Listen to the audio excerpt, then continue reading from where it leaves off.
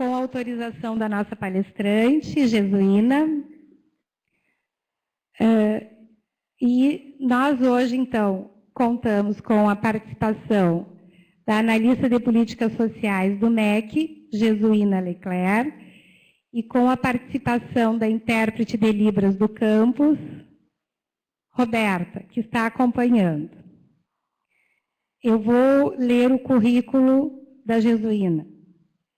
Jesuína de Fátima Elias Leclerc possui graduação em Pedagogia pela Universidade Federal do Mato Grosso, mestrado e doutorado em Educação pela Universidade Federal da Paraíba, concluído em 2007. Tem experiência na área da educação, com ênfase em política educacional. É analista técnica de políticas sociais da carreira de desenvolvimento de políticas sociais do Ministério do Planejamento, com lotação no Ministério da Educação. Entre 2011 e 2012, foi consultora da Unesco. Participou do projeto de pesquisa Enredos, Contextos e Invenção da Jornada Escolar, sob coordenação da professora Jaqueline Moll, da URGS, com quem também tem livros e artigos publicados. Deixamos, então, a palavra com a nossa palestrante. Muito obrigada por virem, obrigada pelo convite. E é uma grande honra participar dessa construção com vocês aqui, desse momento sobre essa temática. A temática que realmente é desafiadora para nós, a escola e a cidade, políticas públicas educacionais. O público que está em Bagé, que mais? Bagé? Só Bagé. Também a gente faz uma saudação e gostaríamos de saudar, para posterior cumprimento, nossos interlocutores que estão em outras experiências, são 4 experiências aqui.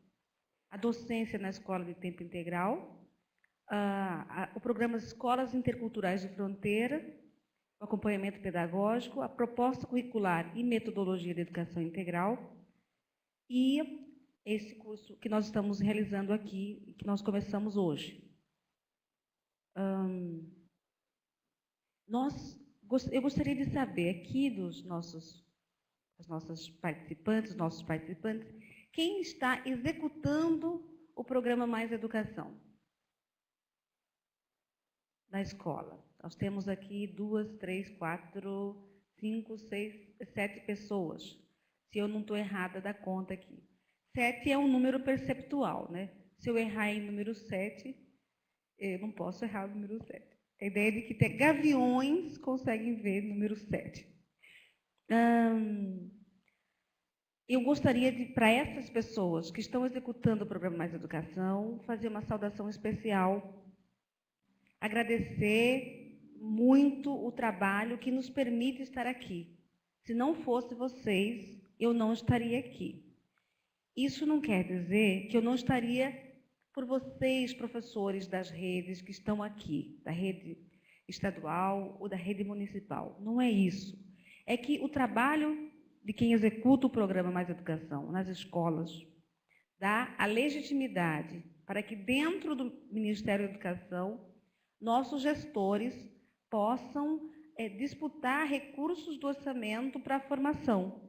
Tá legal? Então, quando nós começamos o programa, a primeira execução em 2008, nós não tínhamos nenhuma universidade engajada efetivamente na execução de programas, nós não tínhamos um programa de formação, de aperfeiçoamento. A gente vem produzindo o aperfeiçoamento à medida em que as redes vão executando o programa, que nós estamos falando de políticas públicas educacionais.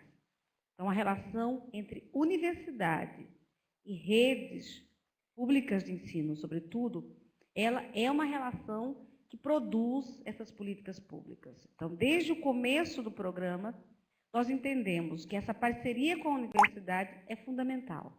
E, nesse sentido, eu quero passar o cumprimento de vocês as saudações da nossa diretora de Currículos e Educação Integral, a professora Clarice Salete Travessini, passar também os cumprimentos à nossa secretária de Educação Básica, a professora Maria Beatriz Luce, que já é uma conhecida de vocês, né, uma companheira de vocês de muito tempo. Bom, dito isto, eu também quero passar alguns informes antes de começar propriamente o tema, tá?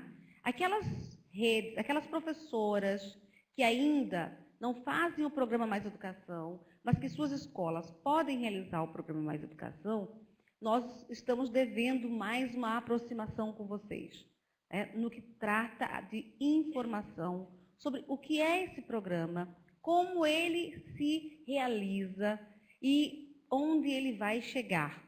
Onde ele vai chegar, quer dizer, dentro de um processo de racionalização, o que é que ele pode desenvolver como política, uma vez que há uma diferença fundamental entre programa e política. Programa, ele é marcado por uma passagem.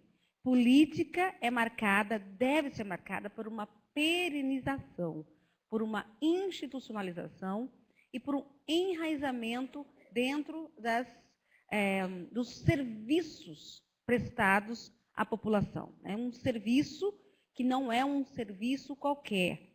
É resultado de um direito reconhecido, e não só reconhecido, de um direito que é reconhecido, reconstruído e ampliado. Então, o direito à educação pode ser ampliado e a oferta de serviços públicos educacionais pode ser ampliada e qualificada. Então, esse movimento é um movimento complexo, porque ele depende também da produção do conhecimento. Todo conhecimento, ele gerado quando nós executamos nosso trabalho com professores, ele pode resultar na qualificação de serviços públicos prestados à população. Nessa noite, o tema da escola a cidade, ele tem um conjunto de desafios de continuação. E eu gostaria de dizer para vocês que temos um caderno específico chamado Territórios Educativos. E a gente deixou esse caderno em meio digital, aqui com a professora Maria Cristina, para ser socializado com vocês. Meu diálogo com vocês essa noite é um diálogo que pode ser mais aprofundado com a leitura desse material. Tem outras leituras que a gente vai indicar também, e nós esperamos poder deixar aqui uma contribuição e um caminho. É claro, na medida em que eu vou falar do tema, eu quero explicitar as questões relativas à execução de um programa específico, que é o programa indutor da política de educação integral, em tempo integral, que é o programa Mais Educação. E aos que já executam o programa e que participam de fóruns, participam de comitês, aqui no Rio Grande do Sul, nós temos 7 polos, ou 7 comitês, que são convergências de secretarias de educação que se reúnem sistematicamente para aprofundar a execução do programa. O Fórum de Educação Integral está sendo instalado, está em processo de instalação na Universidade Federal do Rio Grande do Sul, coordenado pela professora Jaqueline Moll, e então nós precisamos, com certeza, fazer uma vinculação com essa ação de território. Nós temos uma agenda de formação, tanto para quem executa como para quem ainda não executa o programa, que vai ser desencadeada em nível nacional, a começar dias 18 e 19 de setembro, com um programa de formação de formadores para a gestão e a execução do programa Mais Educação, tá? Então, dia 18 e 19, nós teremos formadores que vão participar de um processo de formação e nós vamos instituir, ainda esse ano, entre setembro e outubro, um Dia Nacional de Formação para a Gestão e Execução dos Recursos do Programa Mais Educação por meio do programa Dinheiro Direto na Escola, tá? Então, nós vamos ter aqui uma série de lacunas em relação à execução propriamente dita do Programa Mais Educação, mas a gente está expondo aqui qual é a agenda a seguir. Nessa agenda, 2 temas importantes podem ser explicitadores aí de muitas coisas que a gente precisa aprofundar. O primeiro tema é o PDDE Educação Integral. Tá? PDDE Educação, Programa Dinheiro Direto na Escola para a Educação Integral. Um segundo tema que acompanha esse tema é o tema da construção da estratégia indutora para a construção da política de educação integral. Construir um programa, construir uma ação indutora, tem desafios muito grandiosos. O primeiro deles é um desafio que marca nosso trabalho, o trabalho do Ministério da Educação esse ano, que é o desafio da escala. O desafio da escala num país continental como o nosso, num país diverso como o nosso, é o desafio de fazer chegar o programa nos diferentes territórios de norte a sul do país. Em termos de meta, isso é representado no alcance de 60 mil escolas. Até dezembro de 2014, 60 mil escolas executando o programa Mais Educação. Então, esse é um desafio bastante grandioso, não só pela dimensão territorial do programa, mas pelo enfrentamento com os desafios que essa execução nos impõe. Então, esse segundo tema, vinculado ao programa Dinheiro Direto na Escola, ele vai dar conta de uma série de questões que são operativas, mas que não são operativas isoladas de uma concepção de educação. Elas são operativas porque elas vão nos ajudar a executar recursos que são descentralizados nas contas das escolas. Recursos que podem nos ajudar a reorganizar o nosso cotidiano e a nossa proposta pedagógica e também desafios conceituais acerca de que conteúdos e que forma organizativa nós queremos para a nossa escola. Repassar recursos diretamente à escola, de pequeno porte ou de grande porte, a escola e os recursos, está implicado em aprofundar que tipo de escola a gente quer. Se a gente tem 50 mil reais na escola e a gente não tem um projeto político-pedagógico que é emancipador, que é comprometido com a relação com a comunidade, que é comprometido com o redimensionamento do dia a dia na escola, então eu posso decidir comprar circuitos internos de segurança, encher a escola de câmeras de segurança, colocando ainda dizeres, sorria, você está sendo filmado. Quer dizer, que orientação pedagógica nós utilizamos? Então, esse nosso informe acerca do curso vai nos ajudar. Eu espero, eu desejo que nós possamos nos encontrar aí nesses cursos e na agenda do dia 18, nós teremos uma webconferência que está em organização e nessa webconferência a grande conquista que nós teremos de interlocução e de, vamos dizer assim, respaldo institucional é a participação do Ministro da Educação. Tá? No dia 18, a partir das 14 horas, nossa webconferência terá a participação do Ministro da Educação, tratando os temas da execução do Programa Mais Educação, tratando os temas da política educacional. Isto posto, eu vou passar agora ao desenvolvimento do tema. Eu imagino que nossos colegas em Bagé estejam nos ouvindo. Eu estou tentando ser compassada. Se eu não estiver sendo compassada, Maria Cristina, você pode dar as dicas aí se está ouvindo, se teve problema, tá ok? Ok. Bom, nós elegemos aqui, para começar, o tema da relação da escola e a cidade, o provérbio que já é parte integrante do nosso, não só do nosso discurso, mas do nosso vocabulário, do nosso léxico. É preciso toda uma aldeia para educar uma criança. Essa ideia do provérbio africano, ela é uma ideia que nos coloca num desafio com as políticas públicas educacionais. Nós falamos sempre em educação integral, você pode passar para o... Beleza, professora, obrigada. A ideia da educação integral e a ideia do tempo integral são ideias irmãs. Irmãs porque elas estão juntas, elas estão da mesma família, mas elas podem andar separadas. Né? Os pressupostos da educação integral têm como se fôssemos fazer um elenco, e por ordem de importância, o primeiro deles é uma ideia de desenvolvimento humano.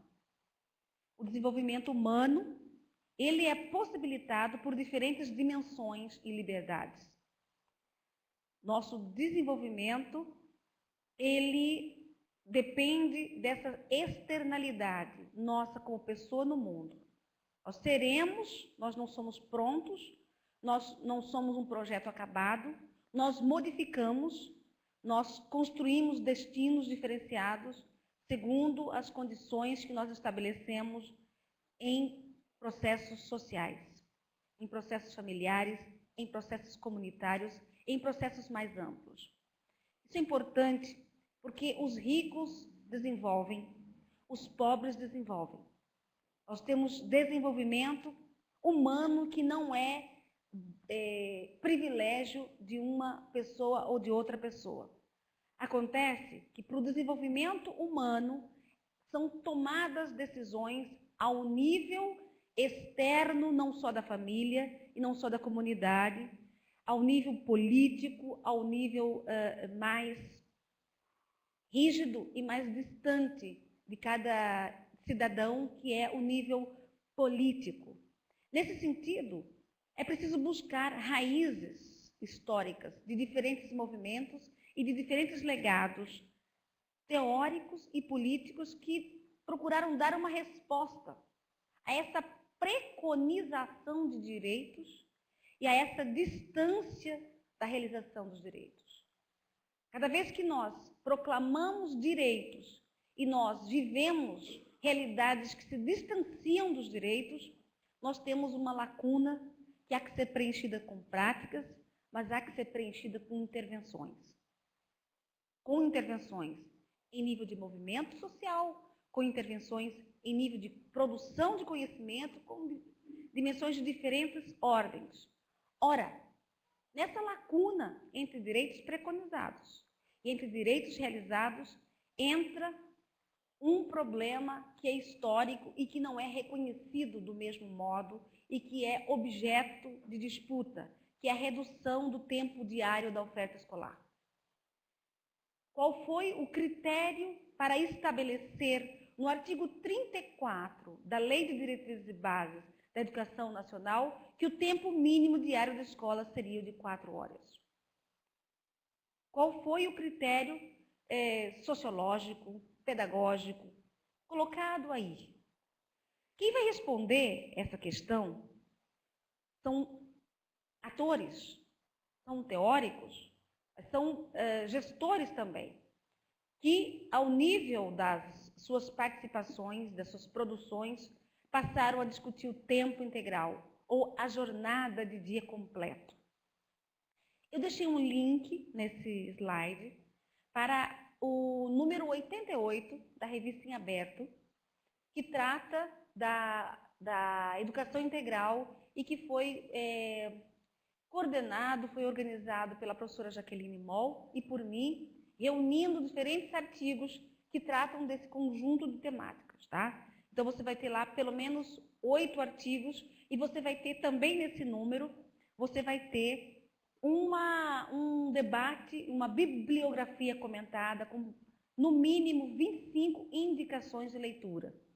Todas as indicações de leituras que estavam com links estão lá, permanecem com links. Então, você não vai ter problema de pesquisar, você vai ler e você já vai ter direto a ponte para essas produções.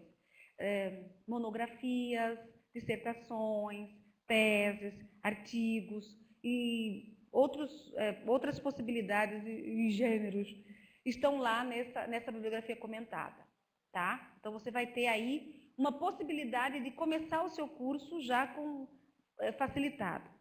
Você vai observar, quando você acessar esse link, que tem um número 80 também dessa revista em aberto, que foi dedicada ao tema da educação integral. Então, do número 80, que saiu em 2009, ao número 88, que saiu em 2012, você vai ver que já nós produzimos, estamos erguendo um campo de conhecimento. Esse campo de conhecimento ainda não existe. Esse campo de conhecimento ele é emergente, ele é vulnerável, né? Ele pode ter... Sim.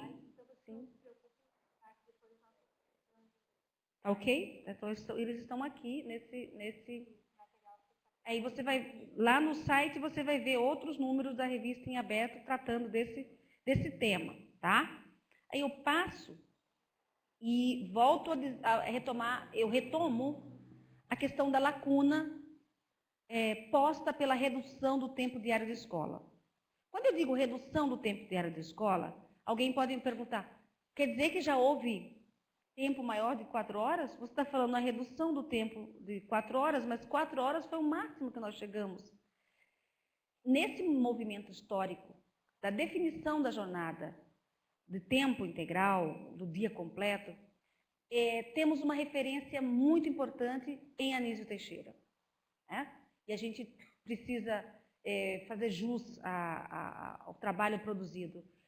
Educação Não é Privilégio foi reeditado em 2007, mas é um livro de 1956, que apresenta esse apelo. Um livro que se chama Educação Não é Privilégio. E aí ele foi escrito por um homem cuja memória e cuja vida está sendo analisada na Comissão da Memória e da Verdade, que trata dos processos de desaparecimento de pessoas, de morte durante a ditadura militar. Então, a vida dele, a morte dele está sendo investigada. Então, não é uma pessoa que viveu tranquilamente, e nem morreu de morte natural, né? Então, tem um processo aí. Por isso, a educação não é privilégio. Então, o legado histórico desse processo é um legado que nós, educadores e educadoras, temos que perscrutar, temos que correr atrás, compreender e perceber com muito cuidado.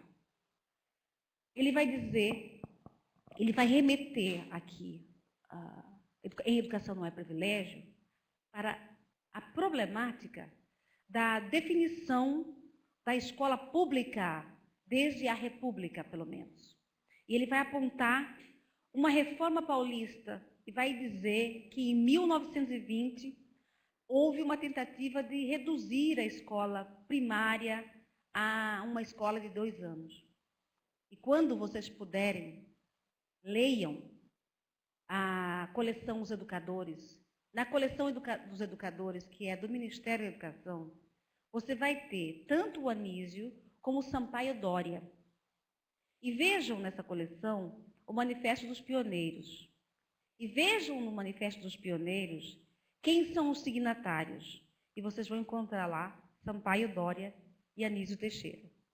Aqui nós temos um embate.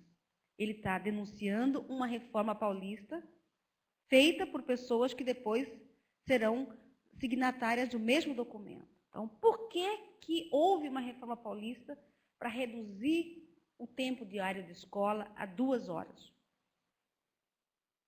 Aí nós temos que parar e pensar sobre o que nós podemos fazer para atender direitos sociais quando nós temos uma sociedade tão desigual.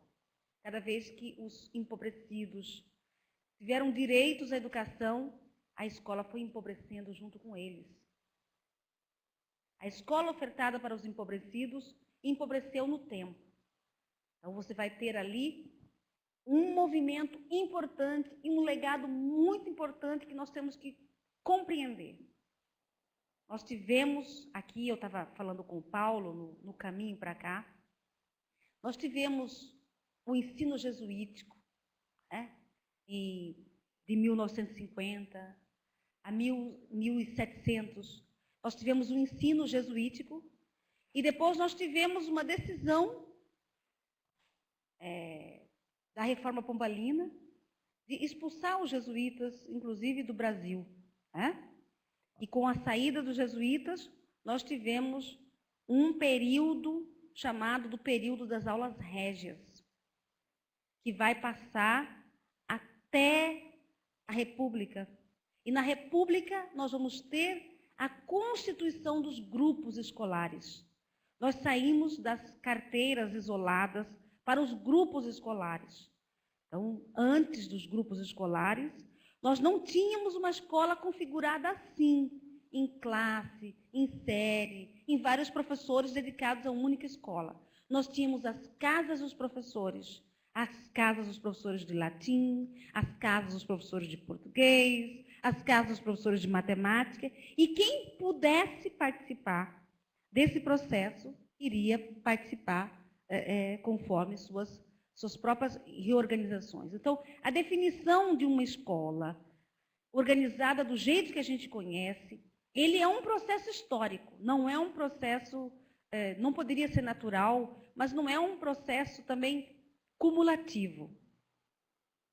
E ele é um processo que tem a ver com a urbanização das sociedades. Cada vez que se urbaniza, então, você tem pessoas morando na cidade, com a República você tem eleitores, com a República e antes da República, com a abolição da escravatura. A escola não podia ser um serviço público, não podia ser um direito numa sociedade escravista. Com a abolição da escravatura, e eu não estou fazendo a história única, não tenho tempo para discutir a história polifônica, tenho que fazer sínteses, mas não aderi à narrativa única de que a abolição da escravatura é um processo que ampliou direitos, não estou fazendo essa leitura, estou usando um marco histórico que aponta que os cidadãos negros, né, são cidadãos reconhecidos na sua legalidade, de acordo com esses processos organizados em termos de legislação, em termos de ofertas, de possibilidades eleitorais. Né? E a disputa continua, quer dizer, quando você tem, fazendo um salto para os dias atuais, a obrigatoriedade do ensino da história da África e a educação para as relações étnico-raciais, você tem uma releitura de processos históricos. Tá? Então, você vai ter uma escola pensada como um grupo escolar, e para ser uma escola para todos, ela não pode ser uma escola de 5 horas. Tá? Nós escrevemos sobre isso no nosso artigo que abre esse número 88, tratando, discutindo essa definição do tempo escolar. Então, se você perguntar para os seus avós, para os seus bisavós, se vocês tiverem esse privilégio, como é que era a vida organizada na juventude e na infância deles, nós vamos compreender, vamos poder comparar e dizer o que significa tempo de 5 horas, o que significa uma jornada de uma escola de 5 horas em 1920. Hoje, 5 horas para nós é um tempo fugaz, mas em 1920 não era assim. O tempo de 5 horas hoje e o tempo de 5 horas de 1920 é completamente diferente. O dia de hoje e o dia de 1920 é completamente diferente. Nos seus ritos, nas suas práticas. Nós sabemos que horas que a gente toma o café da manhã, que horas que a gente almoça, que horas que a gente janta. É um dia cronometrado e regulado de acordo com o tempo da fábrica, com o tempo da modernidade. Não é esse tempo que está instituído no início do século XX, é outro tempo. Então, eu tenho que reduzir, para eu colocar mais pessoas na escola, eu tenho que reduzir o tempo e usar o mesmo prédio da escola para diferentes públicos. 2 horas para um grupo, 4 horas para um grupo, 4 horas para outro grupo, 4 horas para outro grupo. Então, o turno escolar, ele é estabelecido em função do acesso à educação. Mas não só. Ele é estabelecido em função do uso de um mesmo professor para diferentes turnos escolares. Então, a constituição do tempo na escola está intimamente colado a mais crianças, mais pessoas na escola e os mesmos professores com uma jornada replicada para atender aquele mesmo público. Então, isso vai se consolidando até que nós tenhamos uma configuração já apontada como desprofissionalizante de um professor trabalhando em diferentes redes de ensino, em diferentes escolas. Então, retomar o tempo, a jornada de tempo integral, é retomar as condições objetivas para que nós tenhamos um mesmo professor, uma mesma escola, uma escola destinada a um único público, apropriada por um único público. Porque se eu tivesse uma escola de 4 horas para um único público, a minha escola seria diferente. A minha escola é tal como está, porque eu tenho diferentes públicos e cada hora, cada turno, eu sou uma escola, usando a mesma estrutura física, tendo a mesma vivência e talvez pouca convivência com o mesmo ambiente, com o mesmo espaço, talvez um único espaço escolar. Então, esse tema do legado histórico e de como Anísio Teixeira apontou esse dado e quais foram as respostas que Anísio Teixeira deu para isso. O Anísio Teixeira deu uma resposta pensando no uso de uma estrutura escolar que fosse casada com uma escola-classe e uma escola-parque. Uma escola onde todas as crianças teriam as disciplinas vividas, a língua portuguesa, o currículo escolar, e uma escola numa outra estrutura em que ele pudesse viver iniciativas profissionais, esportivas, culturais, de lazer. Então, você tem essa estrutura que está presente, por exemplo, até hoje em Brasília. Foi vivida em Salvador, foi vivida em Brasília e não foi replicada nacionalmente. Essa é uma experiência isolada, uma experiência interrompida. Outro legado importante nessa relação é um legado de um processo candente e de um processo crítico e de um processo que nos trouxe aqui hoje, a relação da escola com a cidade. Nós vamos ter nesse material que vocês vão receber, com o que a gente deixou com a professora, esse debate mais especializado, melhor tratado, mas nós temos uma experiência chamada Bairro Escola Passo a Passo, tá? Está no link aí que vocês têm nesse slide aí. O Bairro Escola Passo a Passo é uma experiência vivenciada em diferentes espaços. Começa na Vila Madalena, em São Paulo, com uma organização não governamental chamada Aprendiz, e ela é aplicada para outras experiências governamentais. A experiência emblemática de Nova Iguaçu traz, então, alguns pronunciamentos categóricos. E um deles é: o espaço físico da escola não é determinante para a oferta da educação integral. O espaço físico da escola não é determinante para a oferta da educação integral. Aí vamos ter uma discussão que ela prossegue, e eu faço essa discussão chegar conosco junto exatamente no momento em que a gente fala da estrutura física das escolas. Porque, por um lado, nós temos uma condição de estrutura física da escola e, concomitante, nós temos um debate sobre como é que se dá o uso da escola e como é que se dá o uso dos espaços educativos, chamando atenção para essa condição da oferta da educação integral. E a oferta da educação integral, nesse sentido, ela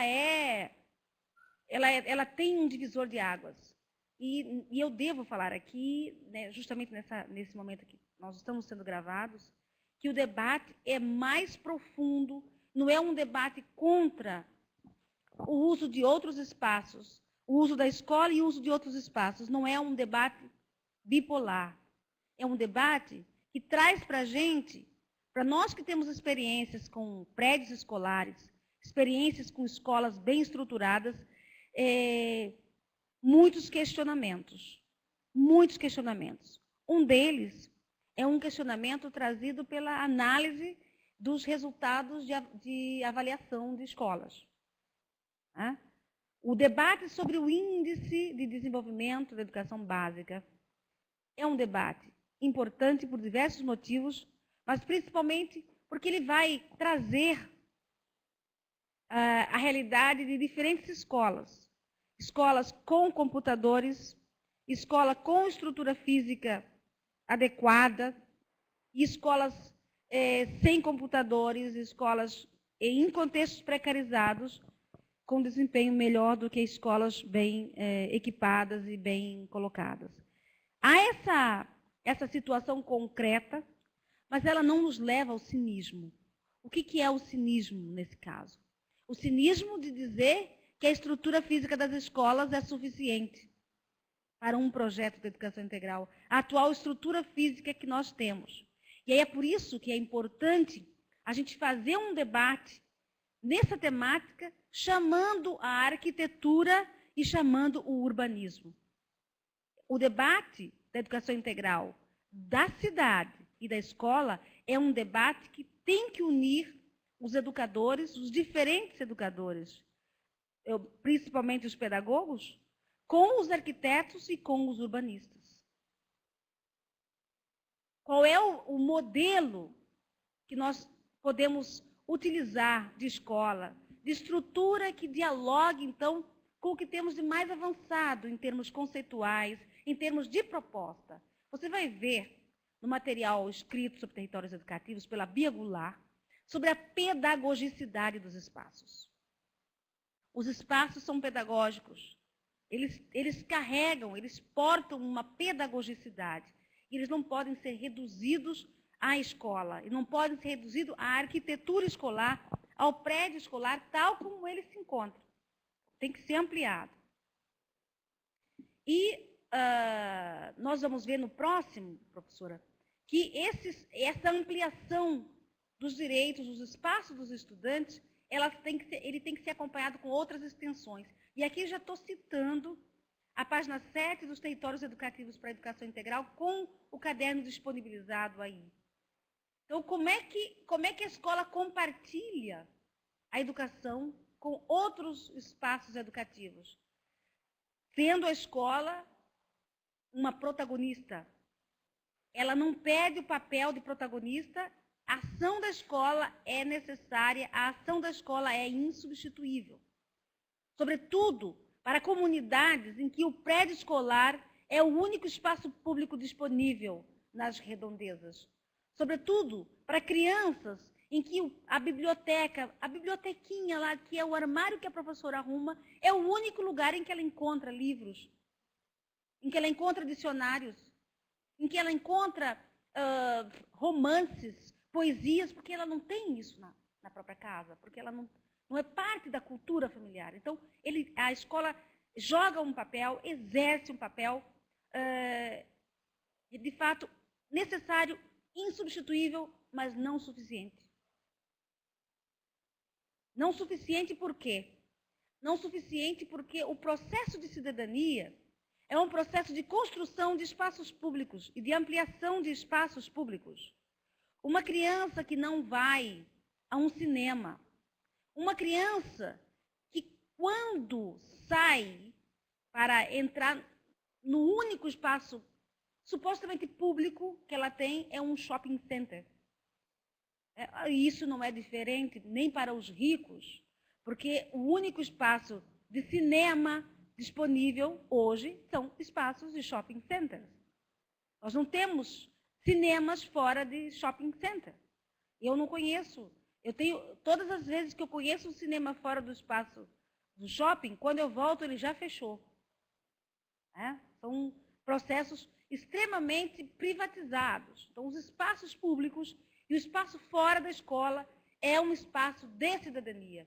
Vai para os museus, vai para os planetários, vai para outras questões que nós vamos finalizar a nossa apresentação justamente trazendo quais são as estratégias trazidas pela lei que institui o Plano Nacional de Educação para que esses espaços sejam usufruídos, sejam produzidos e utilizados pelas crianças, adolescentes e jovens. Mas há tarefas, então, para arquitetos e urbanistas, porque a escola que nós queremos para a educação integral, que nós precisamos para a educação integral, que nós temos que promover para a educação integral, também traz para nós um debate sobre que cidade nós queremos. E para pensar que cidade nós queremos, depois eu quero destacar para vocês o texto Oficina, do Manuel de Barros, que ele fala da reinvenção do olhar. Ele fala da reconstrução do olhar. Porque para ter uma cidade, uma escola de outro jeito, é preciso olhar de outro jeito, pensar de outro jeito, reinventar, superar preconceitos e entender que espaço e tempo é muito mais, são muito mais do que parecem e podem ser muito mais do que tem sido. A relação do tempo, o tempo que passa, o tempo que demora a passar, o tempo que passa muito rápido, ele é da dimensão simbólica. Ele não é só da ordem da cronologia. Ele é da dimensão simbólica. E sempre foi assim. Quando a gente fala sempre foi assim, não fala sempre foi assim do ponto de vista político. Falamos sempre foi assim do ponto de vista semiótico. Nós somos parte de uma compreensão da organização temporal que passa por ritos, que passa por processos comunitários, que passa por processos muito além da ordem do cronológico, do que é objetivamente quantificado em relação ao tempo. Então, nós temos aí um monte de desafios. Eu trouxe uma referência conceitual e um legado, mas nós temos mais 2 legados, pelo menos, que são muito importantes. O legado dos Centros Integrados de Educação Pública, que é objeto do número 80, da revista em aberto, aquela mesma revista que é a primeira referência. Então, que trabalha, então, o que foi a experiência de proposição dos Centros Integrados de Educação Básica por Leonel Brizola e por Darcy Ribeiro. Que debate foi esse que trouxe? Um debate político, temporalmente restrito, um debate que trouxe um legado, e também um debate sobre como Paulo Freire compreendeu os processos não escolares, os processos comunitários, os processos educacionais mais amplos. Então, nós vamos ter essa oportunidade com outras leituras que a gente tem, mas já caminhando para nosso fechamento, nós temos que nos perguntar, à luz desses legados, e essa pergunta é uma pergunta que repercute sobre a definição da política pública, quando nós temos um programa indutor e quando nós não chegamos à política pública de educação integral. Nós temos uma descontinuidade histórica na formulação, na proposição das políticas educacionais, sobretudo aquelas relativas à jornada de dia inteiro. E essa interrupção histórica, então, ela nos leva a desacreditar em programas. Ela nos leva a desacreditar em iniciativas. Então, como é que nós podemos, que movimentos, que processos nós vamos produzir para que o tempo integral, as escolas de educação integral em tempo integral, seja uma política pública, continuada e permanente? Como é que nós vamos fazer para que isso aconteça? E nós estamos aqui, somos os adultos, somos os professores. Nós não somos as crianças. Porque se nós fôssemos as crianças, nós teríamos um debate muito interessante se elas, o que elas pensam de ficar na escola o dia inteiro. Se cada um de nós perguntarmos para os nossos filhos, dissermos que eles vão ficar na escola o dia inteiro, a resposta não vai ser animadora. A resposta não vai ser nada animadora. Os professores também. Então, a escola de tempo integral, é verdade. A escola de tempo integral nos obriga a dizer o que nós queremos fazer o dia inteiro com a escola, na escola. Então, se você for fazer um seminário, se você vai fazer seu trabalho, uma disciplina, pergunta isso. Faça um debate, faça uma entrevista e veja como é que isso se coloca, como é que isso se constitui. Nós sabemos das dificuldades, mas quais são as principais dificuldades? As dificuldades principais elas estão colocadas nas atividades desenvolvidas durante o dia inteiro. No que fazer durante o dia inteiro na escola. E por que tem dia que a criança não quer ir embora? E tem dia que ela não quer nem ficar na escola? Né? Que processos são esses? Porque por esses processos nós vamos desmistificar o currículo. O currículo não é algo fora, o currículo não é algo composto como se nós definíssemos o que é importante. O currículo é um processo vivido. E é um processo vivido que vai se materializar por dimensões que não são dimensões estritamente da ordem de processos cognitivos rígidos ou pré-estabelecidos, que são processos que têm a ver com alegria, que são processos que têm a ver com a amizade, que são processos que têm a ver com a convivência, e que são processos que remetem a uma outra profissionalidade na escola, e que vai desenvolvendo uma releitura sobre quem é importante na escola para as nossas crianças. Se é o porteiro ou é o professor de matemática? Quem é que joga mais influências na escola? Quem é que é o interlocutor privilegiado daquele menino, daquela menina? Quem é que sabe mais sobre aquelas crianças?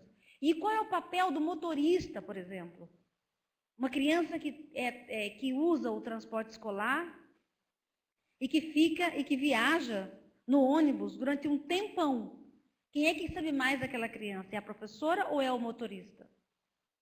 Então, nós estamos aqui, nós fazemos questão de estar aqui trazendo esse tema com suas contradições, porque nós estamos lidando com outros processos de cidadania, com outras qualificações, com outros atores que nós tivemos o privilégio de ter. Nós, com 46 anos, com 30 anos, tivemos o privilégio de ter. Tivemos uma zeladora que era nossa amiga. Tivemos uma zeladora que era avó de uma colega. E, de repente, vem uma onda que vai usando coisas, criando ritos, terceirizando, afastando relações, profissionalizando com, entre aspas, com um tipo de conteúdo que não tem absolutamente nada a ver com processos educativos, que não tem absolutamente nada a ver com processo de construção de pessoas. Então, nós estamos aqui hoje colocando que a continuidade de uma ação, que a construção de uma política pública é da ordem do quantitativo, é da ordem do tangível. Somos nós que vamos forçar o aumento do Fundeb com o aumento da aplicação do Produto Interno Bruto, somos nós. Mas somos nós também que, junto com esses temas, vamos trazer os temas não quantificáveis.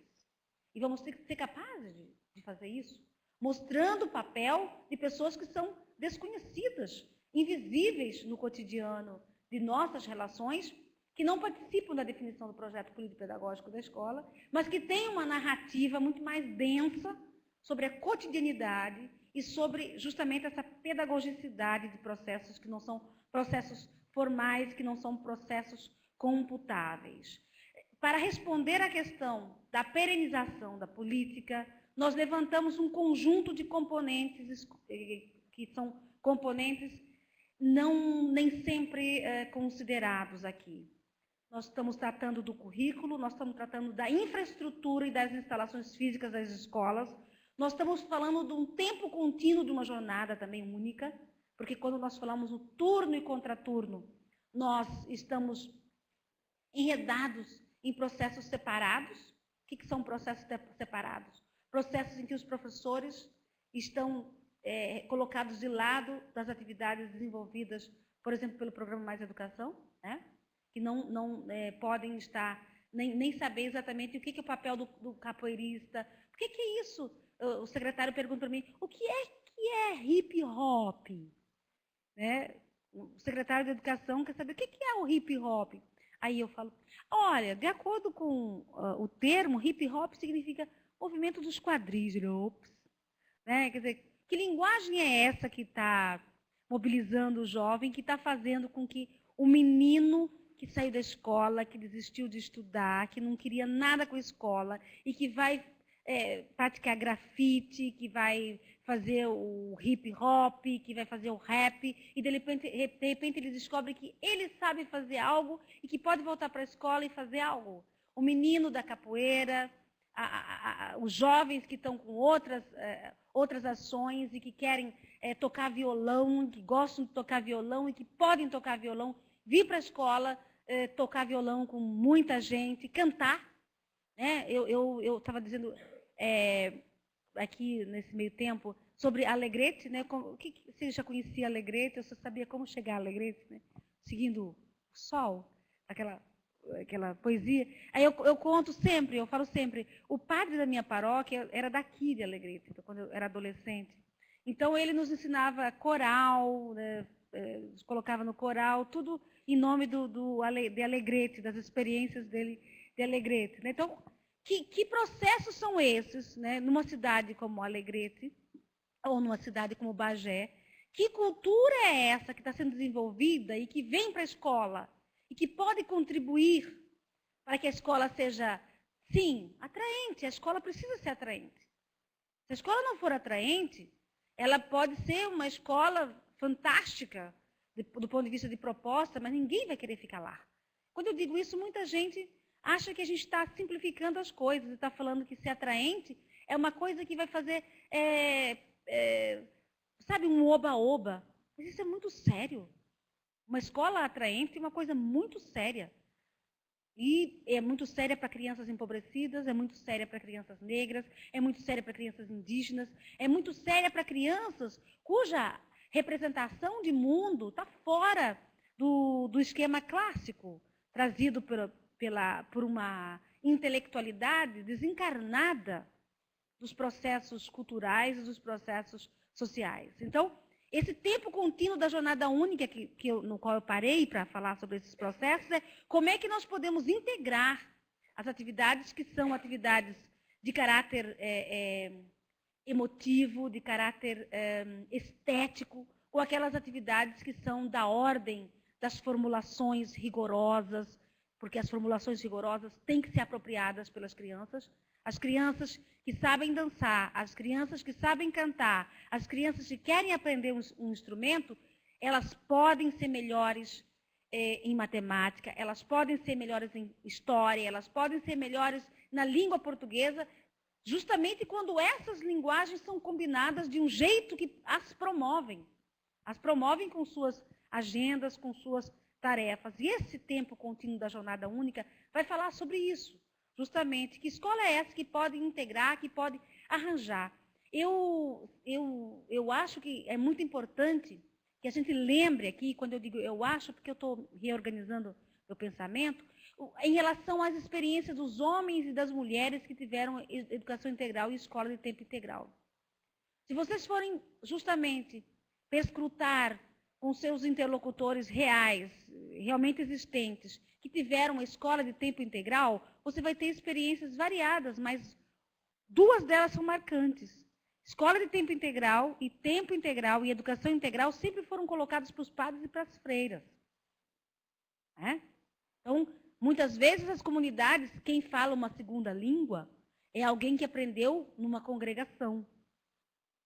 É alguém que aprendeu por outras relações, ou para familiares. Quem toca um instrumento é alguém que aprendeu no seminário, é alguém que aprendeu no convento. Então, é uma estrutura da educação integral, em tempo integral, é uma estrutura que sempre existiu, não é uma invenção. Mas não existiu para todos. Existiu, inclusive, às custas de muitos sacrifícios. Muito sacrifício. Voltando para a história, para as biografias autênticas, realmente existentes, vocês vão ver que muitas freiras e muitos padres que ainda estão nas igrejas ou que não estão mais, chegaram a isso porque tiveram na igreja uma oportunidade de estudar, que de outra forma não teriam oportunidade de estudar. Então, o modelo existe, a configuração existe, cercada de valores, cercada de marcas, de opções de vida, mas nós temos que ser capazes de retomar esse tema na política pública. retomar esse tema como um direito, saindo de uma sacralidade, de uma especialidade, de histórias pequenininhas, de biografias isoladas, para uma escala nacional de direitos que pense um outro jeito de organizar a educação no Brasil. Então, nós temos aqui os itens que vamos explicitando aí, a normatividade, o marco legal, as experiências em curso também, que são importantes, e um diálogo intersetorial que é que ser feito com os usuários, os estudantes e suas famílias. O que as famílias pensam da escola de educação integral em tempo integral? O que as crianças pensam da escola de educação integral em tempo integral? Como é que isso está colocado nos nossos debates? O mundo do trabalho dos pais, o mundo do trabalho dos filhos, o mundo do trabalho das mães, como é que isso se coloca na nossa compreensão de uma ação que ela tem que ser intersetorial? Por que ela tem que ser intersetorial? Ela tem que ser intersetorial porque ela trata com atores diversos, mas as políticas públicas também são diversas. Nós temos políticas de saúde, política de esporte, políticas culturais, políticas sociais que é convergir para uma oferta completa, respondendo a essas diferentes dimensões da vida. Quando você trabalha com isso, nós temos vários problemas que nós encaramos e não encaramos de vez em quando, encaramos diariamente. A alimentação escolar é um problema extremamente estratégico, porque a alimentação escolar, numa escola de tempo integral, se ainda é insuficiente, tem uma coisa que é muito importante. Uma ideia de 3 refeições diárias, que a gente precisa organizar, que a gente precisa melhorar, que o dinheiro precisa ser maior. Mas se a gente não tem experiência de começar a ofertar, nós nunca vamos chegar à ideia de que o almoço na escola é educativo, que o almoço na escola tem uma dimensão de saúde espetacular, mas que o almoço na escola é fundamentalmente educativo. Porque uma criança que come na escola, ela vai discutir também cardápio de escola, mas ela vai comer melhor. Ela vai comer com os colegas, ela tem essa possibilidade de fazer, de ser mais saudável. Então, essa intersetorialidade com a alimentação é alguma coisa assim fundamental. Nós temos a questão do transporte escolar, a intersetorialidade com o transporte escolar é realmente séria, sobretudo para as escolas que são do campo. Nós temos diariamente depoimentos de secretários, de professores que dizem, de coordenadores que dizem, nós não temos condições de ofertar 7 horas diárias todos os dias. Porque as crianças não têm como ficar 7 horas diárias todos os dias, porque o ônibus que traz uma vai buscar a outra. Então, como é que fica? Como é que fica isso? Como é que eu organizo isso no campo? Como é que eu trabalho isso? O livro didático, com certeza, também é uma política intersetorial extremamente importante, porque é diferente. Existem ofertas de literatura que são diferentes da literatura propriamente didática, que tem outros processos. Os equipamentos são muito importantes. Os instrumentos de corda têm que ser demandados. É importante tocar violão, mas é importante tocar violino. O violino tem um preço. O dinheiro da aquisição tem que aumentar. Se eu escolho música, eu quero ensinar outros instrumentos, eu tenho que aumentar. E tem que reclamar mesmo. Quando eu digo a gente no MEC. Às vezes passa um dia inteiro recebendo telefonemas que são desmontadores das pessoas. Mas se não fosse isso, nós não iríamos brigar lá dentro. Então, nós temos que fazer, assim, eu não vou usar meias palavras, nós temos que realmente pressionar o Ministério da Educação para que isso aconteça. E a nossa dificuldade é que as escolas têm dinheiro em conta. Tem escolas que executam bem, executam tudo, e tem escolas que não executam. Então, o que faz o FNDE? Olha a conta das escolas e diz, mas tem 800 milhões nas contas das escolas. E não olha a escola da diretora Maria Auxiliadora, que usou o dinheiro dela todo. Nós temos problemas sérios, realmente, com saldos de conta.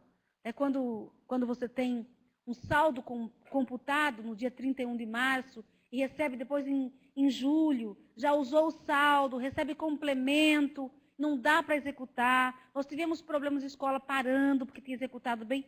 Tem diversos problemas, mas esses diversos problemas, eles nos pressionam para aperfeiçoar o que o programa oferece, para colocar mais recursos e para encarar essa necessidade de estar junto com as escolas, qualificando a aplicação dos recursos. Bom, eu pulo aqui o ambiente e o clima escolar para voltar aí no fechamento, que é a questão mais importante da relação escola e a cidade. Nesse contexto, tem a ver com as instalações e os equipamentos escolares, sim. Aqui nós temos uma experiência, vocês vão ver no bairro Escola, que é uma experiência que é emblemática, porque a Nova Iguaçu não construiu escolas, não tem. Vocês conhecem a Baixada, quem for conhecer a Baixada Fluminense,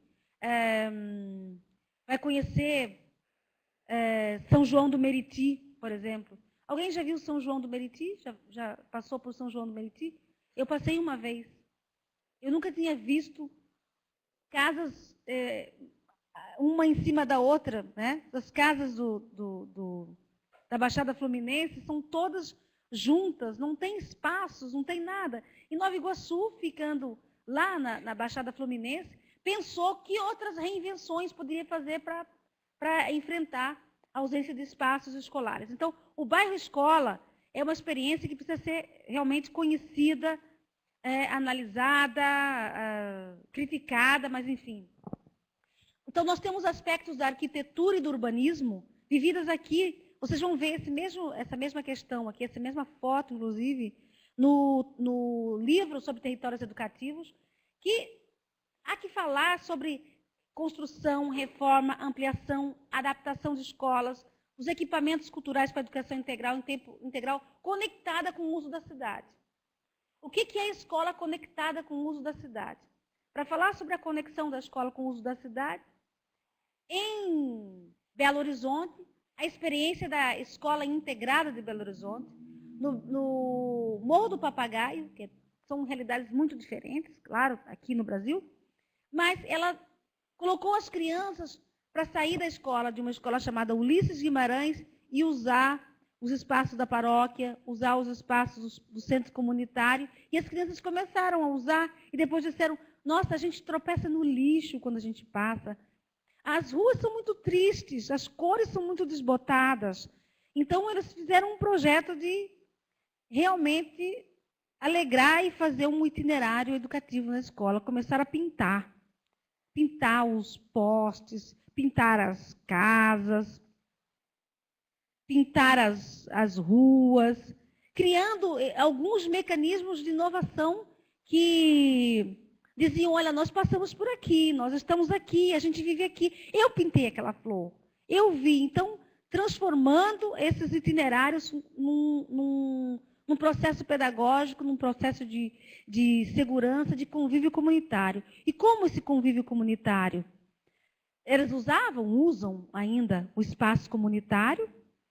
Então, começaram a modificar os ambientes. Fizeram um antes e um depois. Um antes, como era o muro das roupas, e um depois, como é que eles reinventavam aquele muro das roupas, como é que podia ser. Então, eles primeiro faziam um esboço com o Pelé, inclusive tem um vídeo sobre isso, o Pelé é o monitor que trabalha com isso. Então, tem lá Educação Integral e Comunitária. Um vídeo, está no YouTube, você pode colocar lá Educação Integral e Comunitária, que você vai ver essa experiência acontecendo. Eu voltarei aqui para falar de uma ação, mas vou para frente aqui. Ressignificando esses espaços do uso da cidade com ações, por exemplo, financiadas pelo Programa Mais Educação, que é o Mosaico. Né? Pensando como é que eu transformo um espaço de passagem, um espaço que é um espaço... O que é a diferença de um espaço de passagem, de um espaço que eu uso e de um espaço que eu transformo em comunitário ou educativo? É uma experiência, com certeza, que passa pelo olhar. Eu posso sentar num banco de uma praça, eu posso olhar um muro, mas eu posso também refazer esse muro, refazer esse banco, transformando em espaços e territórios educativos. Aí eu posso passar por uma rua em que eu vejo esses espaços. E eu posso voltar para essa rua e fazer esse espaço. Né? Então, o uso do território educativo como espaço pedagógico é uma visão que não tem uma, vamos dizer assim, não é uma invenção, não é uma ilusão, é uma apropriação do espaço com um projeto, que é um projeto, com certeza, educativo. Nós vamos caminhando para... Já estava dizendo, já é a terceira vez que caminhamos no encerramento. Das bases legais. Nas bases legais, nós elegemos para vocês que vão fazer o curso uma... Vocês vão ver isso aqui, mas nós elegemos a meta 6 do PNE, da Lei 13.005 de 2014, que é oferecer educação em tempo integral em, no mínimo, 50% das escolas públicas, de forma a atender, pelo menos, 25% dos alunos de educação básica. Então, essa é uma meta. Eu não vou falar dessa meta passando por cima dos problemas dessa meta. O principal problema dessa meta, para nós que trabalhamos com a educação integral, com a jornada integral e que militamos nessa causa, é como é que nós vamos construir uma escola de tempo integral, de educação integral para todos os estudantes matriculados nessa escola. Nós não queremos atender 25% dos alunos de uma escola. Nós queremos atender 25% da educação básica, mas cada escola com educação integral em tempo integral. Então, nós não vamos tergiversar sobre isso. Nós não temos, vamos dizer assim, o momento eleitoral, vamos fazer mais fácil, né? Vamos fazer que o programa Mais Educação é a proposta de educação integral, é a política. Não é. O Mais Educação não é a política. O Mais Educação é o programa. O Mais Educação é a ação indutora. A educação integral, em tempo integral, é a escola de tempo integral. E a escola de tempo integral é a escola que tem tempo integral para professores e para todos os estudantes. Eu poderia falar para todos os professores e para todos os estudantes, mas eu não posso falar isso. Porque nós temos que entender como é que o tempo integral está colocado na profissão dos professores. Como é que isso vai ser tratado. Como é que o piso salarial profissional nacional, como é que as horas de atividades entram aí e dialogam com essa configuração profissional. Então, a meta 6 é uma conquista para nós. Nós batalhamos por ela, nós estamos contentes com ela, mas nós sabemos a diferença entre 25% dos alunos da educação básica e todos os alunos de uma escola, mais todos os alunos de uma outra escola, mais todos os alunos de uma outra escola, gerando 25% dos alunos da educação básica. Então, nós não estamos, ainda, o programa Mais Educação ainda não deu aquela palavra que nós precisamos dar a respeito de como é que as escolas do Mais Educação vão ser todas escolas de tempo integral. E a gente não vai fugir desse desafio enfeitando o problema. Nós estamos colocando o problema. As escolas de 2008, as escolas que começaram em 2008, as escolas que começaram em outros anos e as novas escolas, tem que ser colocado isso para elas, tem que ser explicitado isso. Tem um conjunto de estratégias, todas elas estão aqui, tá? Essa primeira estratégia é a estratégia que conceitua o que é educação integral em tempo integral. O que é uma escola de tempo integral? Do ponto de vista legal, uma escola de tempo integral é uma escola cuja jornada tem 7 horas diárias todos os dias. Tá? Então, todos os dias letivos é uma escola de 7 horas. Vamos lá passar pelas metas, pelas estratégias. Eu deixei as estratégias todas aqui. Elas vão... vocês vão ter como fazer essa leitura e tudo mais. E eu vou fechar com uma provocação muito importante. E aí eu já peço até desculpas para Roberta, porque vocês vão ver no livro que vocês vão, no caderno que vocês vão receber, na página 15, oficina. do Manuel de Barros. E o Manuel de Barros vai dizer o seguinte: tentei montar com aquele meu amigo que tem um olhar descomparado uma oficina de desregular a natureza. Mas faltou dinheiro na hora para a gente alugar um espaço. Ele propôs que montássemos, por primeiro, a oficina em alguma gruta. Em toda parte existe gruta, ele disse. E por de logo achamos uma na beira da estrada. Ponho por acaso que até foi sorte nossa, pois que debaixo da gruta passava um rio. O que de melhor houvesse para uma oficina de desregular natureza. Por de logo fizemos o primeiro trabalho. Era o besouro de olhar ajoelhado. Botaríamos esse besouro no canto mais nobre da gruta, mas a gruta não tinha canto mais nobre. Logo, apareceu um lírio pensativo de sol. De seguida, o mesmo lírio pensativo de chão. Pensamos que, sendo o lírio um bem da natureza, prezado por Cristo, resolvemos dar nome ao trabalho de lírio pensativo de Deus. Ficou sendo. Logo fizemos a borboleta beata e depois fizemos uma ideia de roupa rasgada de bunda e a fivela de prender silêncios. Depois elaboramos a canção para a lata defunta e ainda a seguir o parafuso de veludo, o prego que farfalha, o alicate cremoso e, por último, aproveitamos para imitar Picasso, com a moça com o olho no centro da testa. Picasso desregulava a natureza. Tentamos imitá-lo, modéstia à parte. É isso.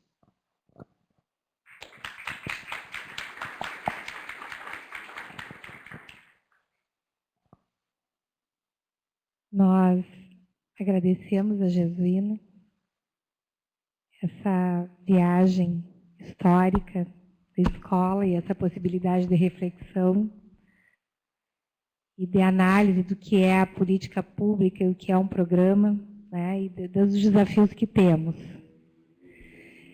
Nós colocamos a palavra à disposição de vocês, se quiserem fazer alguma questão para a Jesuína que ela possa responder, né? Fiquem à vontade, a Karine está com o microfone. Também colocamos à disposição dos nossos colegas em Bagé. Se quiserem fazer alguma pergunta, que coloquem no chat e a gente transmite aqui para a Jesuína. Alguém gostaria?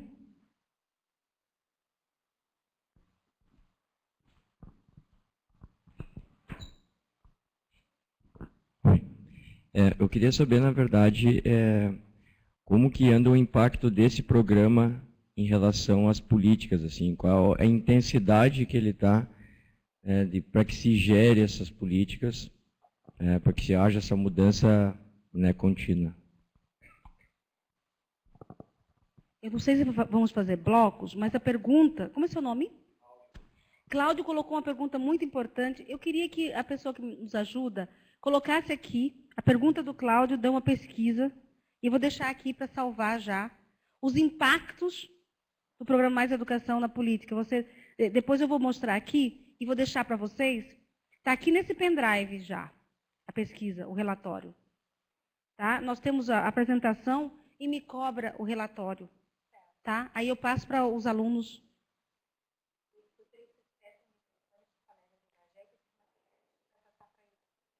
Ok, então está aí, professores de Bagé. Nós vamos passar o material para lá. Para vocês também, por meio aqui da professora Maria Cristina.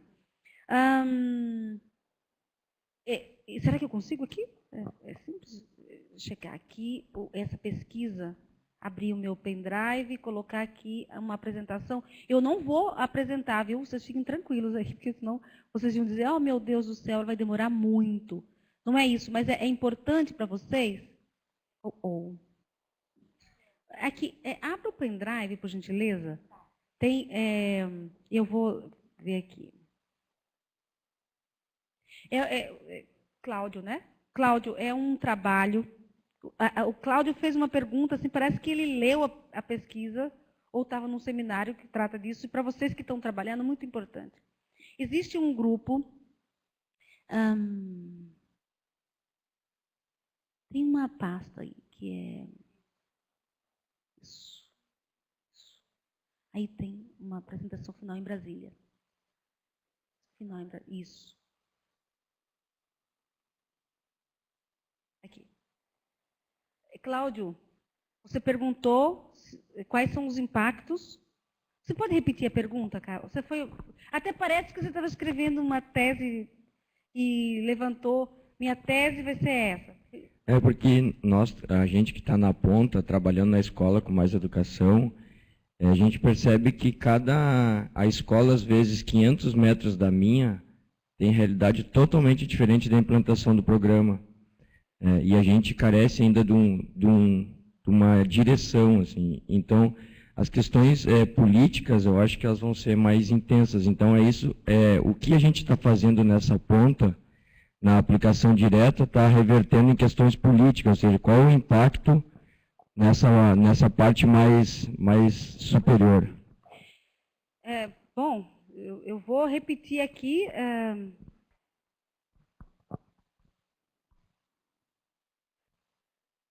Esse material, olha, eu acho que não atrapalha se ficar de lado, não, né? Okay.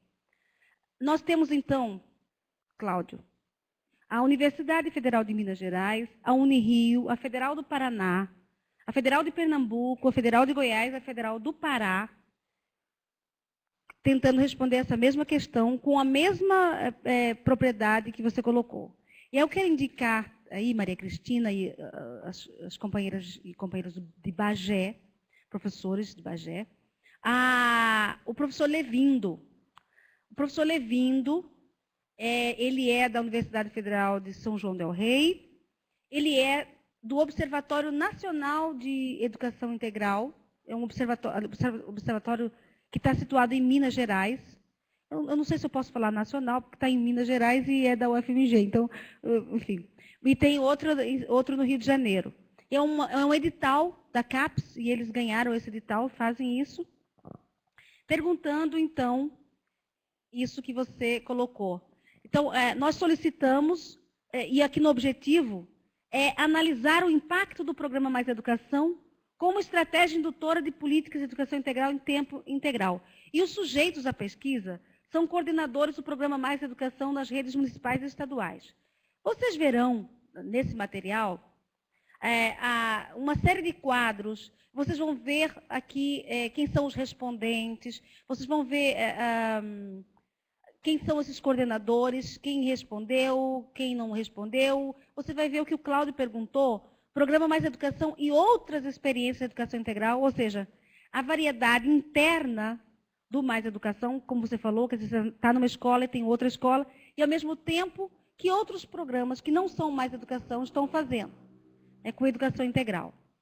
E aí você vai ver aqui já um quadro, que é um quadro muito importante para nós, com a presença de experiências de educação integral anteriores ao Programa Mais Educação, em estados e municípios e suas regiões. Tá? Então você vai ver o Brasil, o Norte, Nordeste, Sudeste, Sul, Centro-Oeste, com as explicitações sobre se tem experiência de educação integral e como é que ficou a resposta. Você vai ver que o Sudeste tem o maior número de experiências e você também vai acompanhar aqui no relatório, professora Maria Cristina, que a gente vai disponibilizar, o movimento feito de 2008 até 2013, que teve uma pesquisa quantitativa que gerou esse processo aqui e uma pesquisa qualitativa, que elegeu que experiências descrever. E agora você está numa terceira fase, analisando os impactos. Então, volta para esses dados aqui,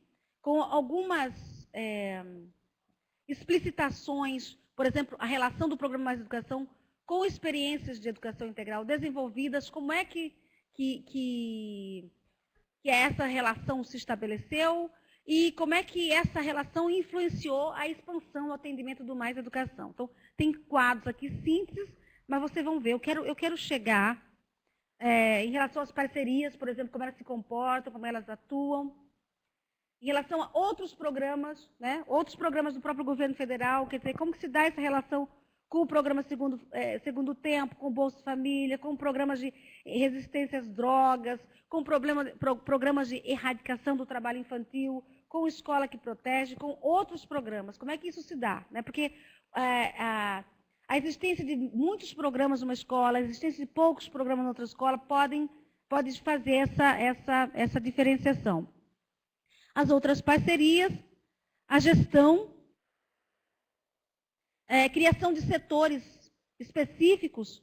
Por exemplo, se tem um setor específico na rede municipal de Alegrete para tratar da educação integral e as escolas de tempo integral, a gestão é diferente do que se a Prefeitura de Alegrete trata isso num conjunto de outras ações, de outras políticas. Se o programa Mais Educação está, por exemplo, alocado em ações de cultura ou está alocado em ações de esporte, é diferente do que se está alocado nas questões de currículos. Então, essa pesquisa procurou fazer esse tipo de análise. Você vai ver aí, então, o método um pouco aí, que eu não vou apresentar, mas eu quero chegar, o financiamento, né? Qual o recurso que aquela escola tem, como é que ela está, e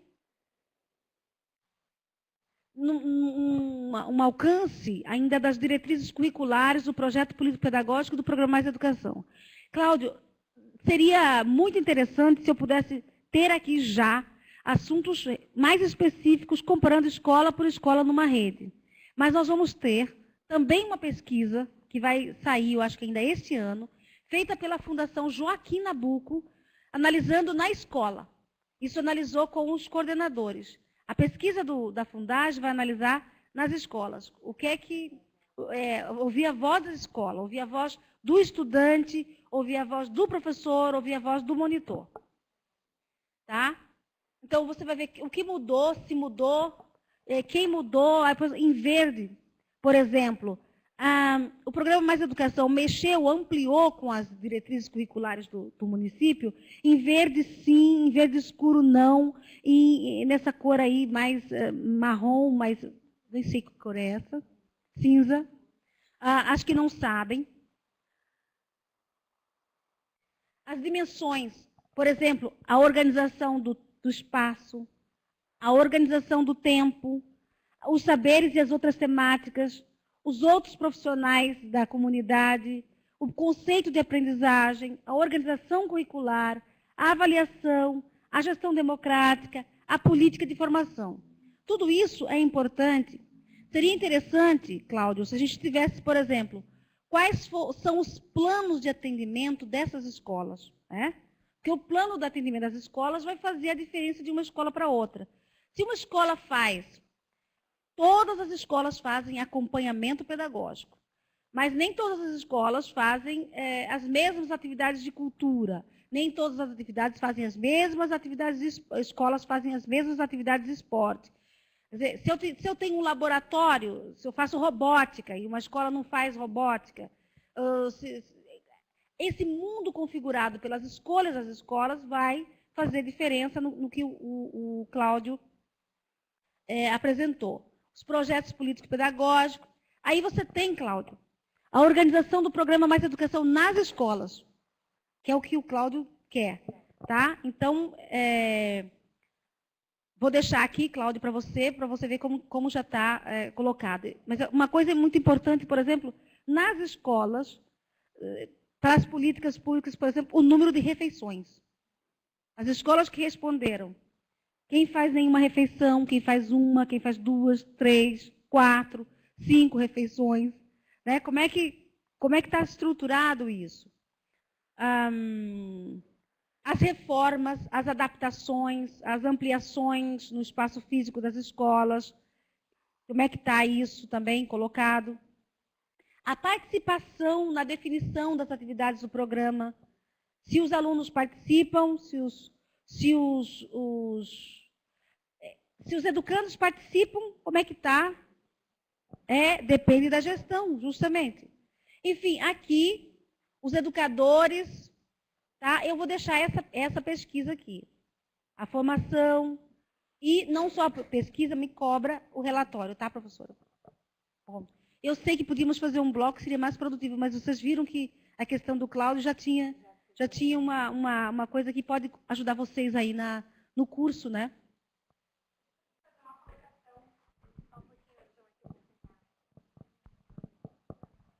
Eu prometo que vou esperar o bloco, tá? Não vou falar antes.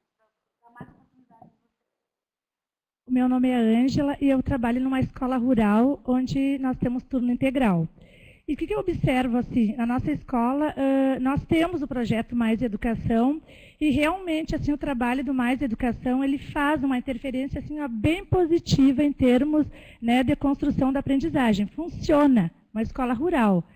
Portanto, eu observo assim, que eu também tenho conhecimento, né, da realidade aqui, urbana. Eu trabalhava antes numa escola aqui na cidade e eu observava assim, que o projeto Mais Educação ele não teve uma boa aceitação. Ele não chegou a funcionar numa outra escola onde eu trabalhava. Por que dessa não aceitação? Né? O que a gente observa? E aí vem a tua fala, e eu achei bem importante, assim, quando tu colocou assim, a importância das instalações, dos equipamentos, de se pensar junto, né? Comunidade escolar, em termos de estrutura. O que a gente observa? O projeto chegou, é maravilhoso, as intervenções realmente são muito positivas, porém, a escola ela não oferece, ela não tem as estruturas adequadas. Aí a gente pensa naquilo que foi colocado também, bom, mas vamos buscar na comunidade, né, espaços comunitários. Só que muitas vezes a própria comunidade, o bairro, também não oferece, não tem, em termos de estrutura.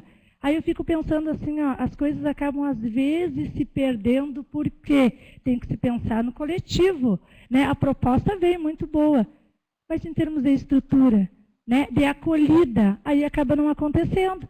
Realmente, a escola ainda é um espaço privilegiado de relações, de construção de aprendizagens.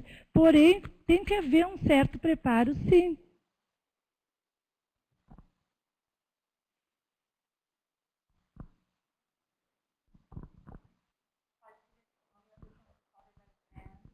Então, boa noite, me chamo Anderson, sou professor aqui da Zona Urbana e venho nessa mesma fala da Ângela e eu sempre fui um crítico muito ferraz do programa na escola, em função de todas essas necessidades que a Ângela já disse. Porque eu entendo que o Mais Educação deveria ser como é nos polos, porque nos polos, Ângela, ele é integrado ao ensino regular, ele não é no contraturno.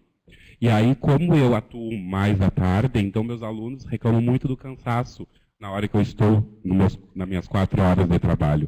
E essa é uma grande indagação que eu tenho. Como que o programa, que orientações vocês passam aos gestores de como deve ser esse programa na escola? Porque aí, este ano eu atuo também no turno pela manhã e os meus alunos vão a Mais Educação pelo turno da tarde. E eu vejo que a resposta é muito melhor. Eles têm adoração, eles ficam na escola com gosto, diferentemente dos outros que estão pela manhã e cansam.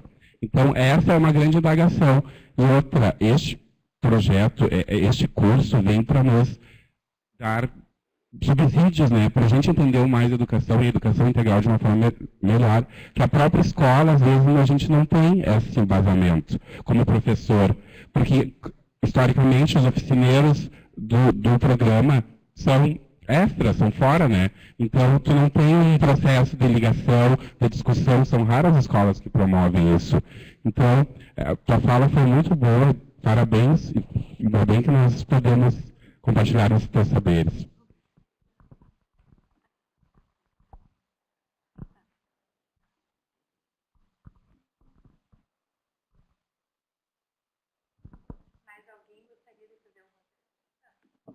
Mais alguém gostaria de perguntar algo? A Jesuína poderia responder em bloco.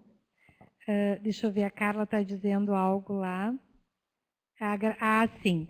A Carla agradece, né, lá de Bagé, e eles vão dar seguimento para as atividades deles. Nós agradecemos a presença dos colegas de Bagé.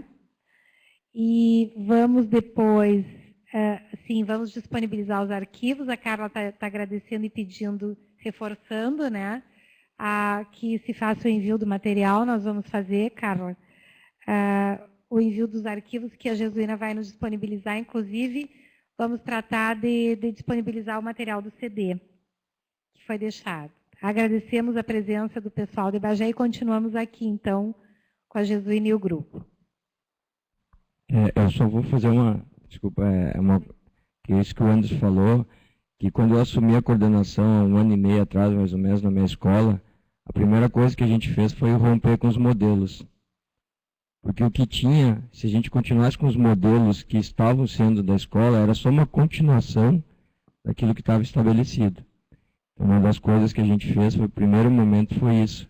Então, e que eu acho que é a grande sacada do programa, é não ter uma continuidade. O aluno também ele tem a surpresa do envolvimento dele por não ser uma coisa contínua da sala de aula. Então, para a gente foi isso. Porque o que normalmente acontece é a criação de uma escola paralela. Não é nem um contraturno, é uma escola paralela. Então, o que a gente fez primeiro foi romper com esses modelos. E aí é a grande insegurança, porque a gente, na verdade, às vezes é norteado por modelos, e aí quando a gente não tem, a gente fica um pouco perdido, né? Então, eu percebo que essa é a grande, até porque os alunos perguntam, e o que eu vou ganhar? Qual é a nota que eu vou ter? A gente não tem a moeda de troca da escola hoje, que é a nota.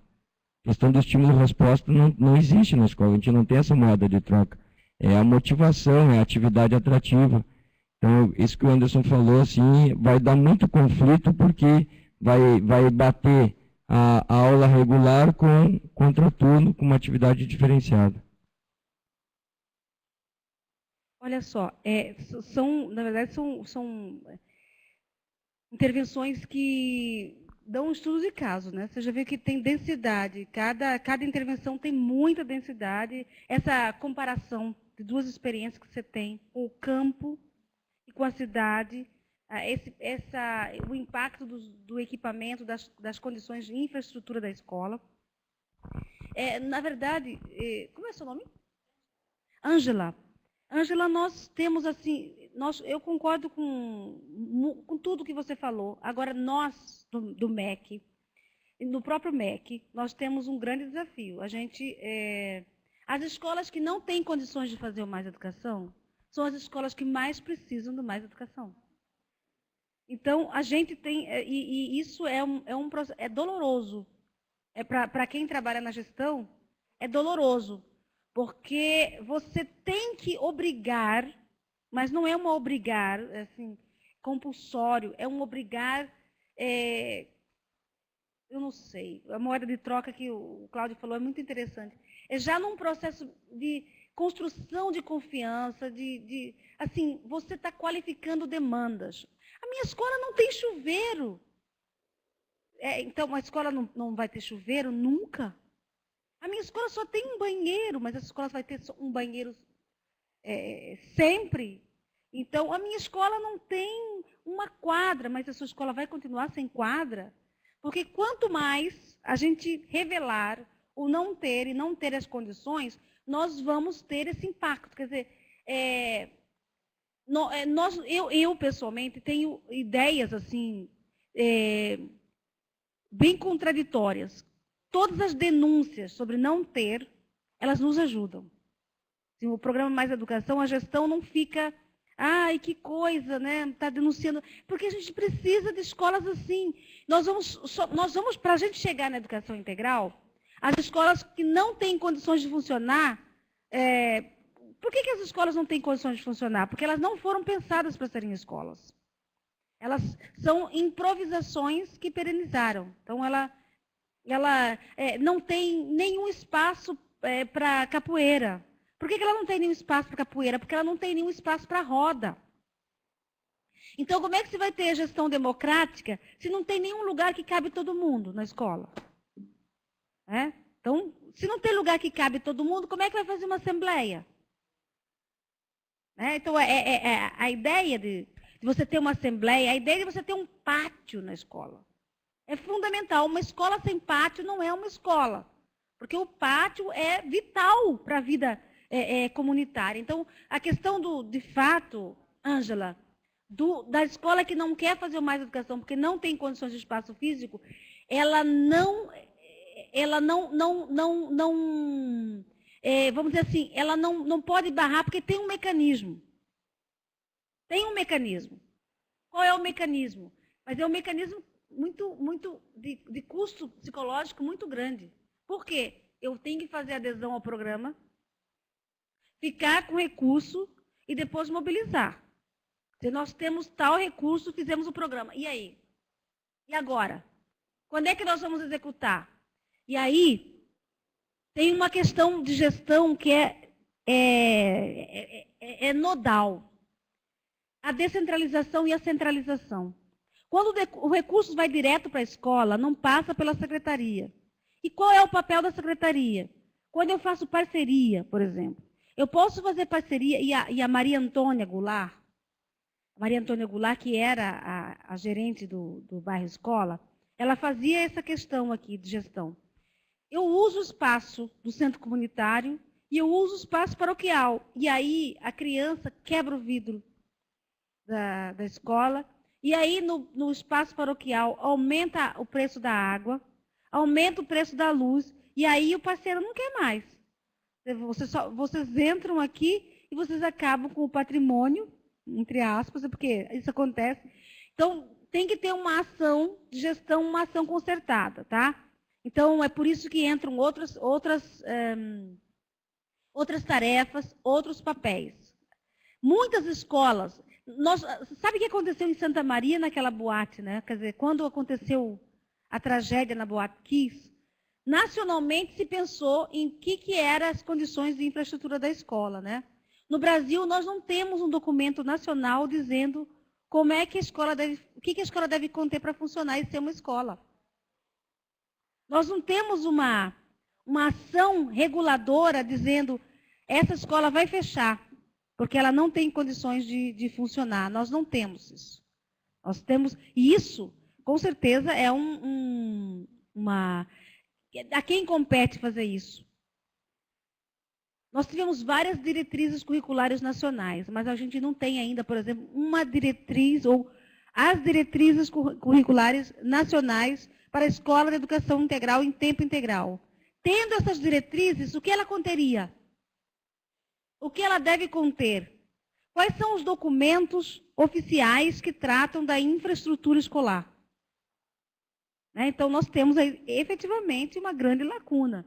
E é o programa Mais Educação, com tudo que vocês colocaram, que está qualificando e que vai qualificar esse debate. Quer dizer, quem dera isso chegasse numa plataforma política urgente. Chegou no PNE. Vamos ver como é que isso vai ter consequência nos próximos 10 anos. Bom, em relação ao que você colocou, como é que você vê, como é que esse espaço da universidade ele veio dar conta, nós estamos aqui num curso de aperfeiçoamento. E vocês estão num curso que a gente tem que apoiar muito, porque o esforço para realizar esse curso é um esforço para renovar, para inovar, porque vocês daqui não tem como renovar, porque vocês estão construindo tudo, né? Inovar a institucionalidade da universidade. Eu estava conversando que isso aqui é um curso de extensão. Então, nós precisamos pensar, quem fez pedagogia nunca estudou sobre educação integral em tempo integral, ou estudou assim, um ponto, né? Então, como é que nós vamos incluir esse tema nos currículos da formação? Como é que nós vamos construir programas de pós-graduação, doutorado, mestrado? Como é que vocês podem sair daqui de um curso de aperfeiçoamento, saindo daqui, passando para um curso de mestrado, passando para um curso de doutorado? Como é que vocês continuam? O que é que o Ministério da Educação vai fazer para que isso aconteça? Né? O que a CAPES vai fazer? O que o CNPq vai fazer para que isso aconteça? Então, nós estamos criando, com a participação de vocês, com esse curso, as condições para colocar na ordem do dia esse tema, esse debate. É isso. Acho que o Cláudio realmente falou sobre a escola paralela, como é que faz esse trabalho. Você tem razão. Como é que diz? Como é que o MEC deve orientar? Depois eu vou deixar aqui o link sobre o que tem na página do MEC. Depois não, agorinha. O que é que tem na página do MEC para você que não conhece Mais Educação ou para você que implementa Mais Educação aprofundar, tá? Que documentos tem aí? Eu vou colocar aqui o link para vocês. Eu sou a Cláudia e eu gostaria de fazer uma observação. Eu sou professora na mesma escola que a Ângela. E eu acho que o grande problema de todos os programas implantados é o desestímulo. Né? E nós, os professores. Né? Porque a gente tem uma realidade de polo, eu sei porque eu trabalho muito em polo, já passei todo o Alegrete nos polos. Né? A visão de cidadão do polo, do meio rural, é diferente do cidadão do meio urbano. No polo, eles se sentem integrados, eles se sentem donos. Eles são parte daquilo ali. O polo é a vida social deles. Né? Eles vão para o polo, não vão só para estudar. Né? O polo, domingo, por exemplo, não tem os professores lá, mas eles vão para o polo usar a quadra para jogar um futebol, para se encontrar com os amigos. Então, a gente tem esse estímulo, então as coisas funcionam, parecem melhor no meio rural. Né? Porque a comunidade exige isso. Né? Faz o ser cidadão mesmo. Né? E o que a gente tem no meio urbano, normalmente, é falta de estímulo, né? Não só da escola, mas como da comunidade. Né? Porque o que a gente vê assim, ó, eu moro aqui no bairro Ibirapuitã, o que a gente vê assim, ó, se eu chegar mais cedo da escola, eu vou ver gente sentada na frente da casa tomando chimarrão. Né? E tricotando da vida dos outros, não se ocupam. Né? Na frente da minha casa tem uma creche com uma quadra maravilhosa. Né? E está assim, ó, as moscas, atirada. A comunidade não faz uso disso. Então, quer dizer, precisa, e eu acho que isso cabe a nós, professores, né, educar para ser cidadão. Né, e fazer valer o nosso direito. Né? Esse curso de extensão foi, né, ofertado, né, e a gente, assim, ó, a minha escola são 20 professores por cima, são mais, mas generalizando. Nós estamos aqui em 6. Né? Então, quer dizer, é uma questão bem difícil, assim, na questão de desmotivação. Né? Porque, na realidade, se a gente vê, de uns anos para cá, o que tem sido ofertado em termos de programas federais, em todos os sentidos, é enorme. E a gente não sabe desfrutar disso aí. Tá? Era só uma observação. Muito bem. A voz do microfone é horrível, porque a Cláudia estava Claro. falando. Eu trabalho no mesmo polo, e aí é onde tu estava falando em espaço, né? Que às vezes não tem o espaço físico para acontecer, né? O programa, o Mais Educação. E na nossa escola mesmo, assim, ó, criou-se o espaço físico. O refeitório foi instalado os tatames para o judô. A banda utiliza o pátio. O professor de percussão não tem uma sala com acústica apropriada para não perturbar, nos perturba, tudo, mas a gente consegue entender que é necessário aquilo ali acontecer para o desenvolvimento do nosso aluno. Né? E aí volta no que a colega falou, que vai do empenho dos gestores da comunidade e de todo mundo para fazer acontecer, porque o programa está aí, é interessante, mas tem que fazer acontecer. Tu não pode achar que porque tu não tem uma sala adequada, que tu não vai ter outra solução. Não vou fazer porque não tem. Nós não temos, mas lá na escola acontece. Obrigada. Eu queria só complementar o que a colega falou sobre a diferença entre a zona rural e a urbana. E queria também fazer uma pergunta em cima disso. Que além dessa diferença que tem, pelo menos eu sou de Uruguaiana, né? Pelo menos lá em Uruguaiana, como eu já trabalhei para o município, na área de educação, é que dentro da própria cidade tem essa diferença entre escolas mais centrais do que escola mais de periferia. E a minha pergunta seria, qual é a visão do projeto para poder padronizar essas diferenças entre a zona rural, zona central, zona periferia, ou até de uma escola para outra, que às vezes até a escola uma do lado da outra, na mesma área, tem alunos diferentes, professores diferentes, uma realidade totalmente diferente. Olha só, tudo que foi colocado ali, exceto a questão, a gente está vivenciando muito. Eu só quero encorajar vocês, que vocês estão falando coisas assim muito ricas. Muitas vezes a gente não valoriza o que a gente fala, o que a gente vive. É importante que vocês saiam daqui e comecem a escrever isso que vocês estão falando, né? Você falou uma página hoje já.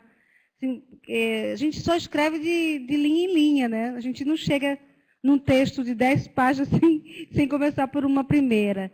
Eu acho que assim, e aí está forte, né? As diferenças entre o campo e a cidade e os modos,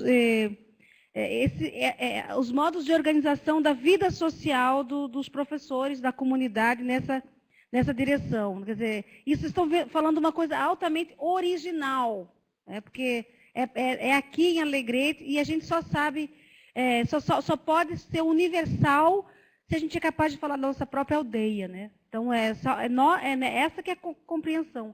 Ser universal é ser capaz de falar da sua própria aldeia. Não dá para começar a falar das questões mais genéricas. Isso daí dá uma boa dissertação, uma boa monografia, um bom texto, porque se você começar a falar da sua própria experiência, é um curso de 180 horas, 120 presenciais, então você já está com uma coisa muito densa. O MEC, em relação à diferença das escolas, nós temos que lidar com a diversidade, né? Então, a padronização e a homogeneização não pode acontecer. E aí, como é seu nome? Ângelo. Nós temos Ângela e Ângelo. Aí, Ângelo, nós temos um debate muito importante, que é o debate mais polêmico do momento, que é o debate sobre o que o MEC faz para padronizar isso, com os defensores da padronização e com os defensores da diversificação. Então, você tem um debate sobre o que deve ser a base nacional comum, que deve ser ensinada no Brasil. O que é que o governo federal deve dizer que todas as escolas devem fazer? E para todas as escolas, né? E como vocês viram, as escolas são diferentes. Então, como é que a gente vai fazer essa base nacional comum sem passar, não sei, sem violentar essas diversidades, sem constituir? Então, esse é um debate que vai ser dos próximos meses, né? Já teve os empresários, sobretudo, que querem logo dizer o que os trabalhadores devem aprender todos juntos para poder facilitar a produção e tudo mais. Então, de fato, talvez elabore essa questão, né, como você falou, e você mesmo vai investigando. Você é aluno aqui, Ângelo? Ai, que lindo, Ângelo. Que legal.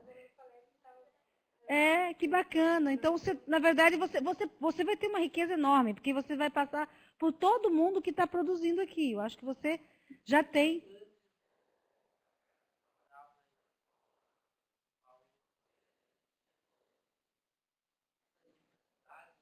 Uhum. Pois é, mas assim, você vai continuar correndo atrás das dificuldades.